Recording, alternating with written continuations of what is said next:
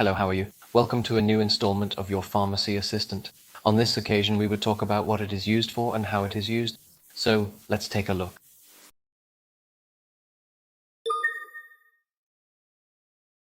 Hi everyone. Today we're going to talk about vitamin D, a super important vitamin for our health. I'll tell you what it does and when you should take it. Vitamin D has many benefits for our bodies.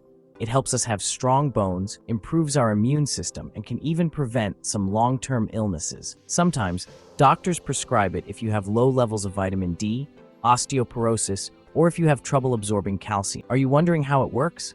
Well, vitamin D helps your body absorb calcium, which is very important for healthy bones. It also plays a role in a healthy immune system and helps reduce inflammation. As for how much you should take, it's best to follow your doctor's instructions. Usually, you start with a higher dose to increase vitamin D levels in your body, and then switch to a lower dose to maintain them. You can take vitamin D with or without food, but if you take it with foods that contain fat, it will be absorbed better. Like any supplement, vitamin D can have some side effects.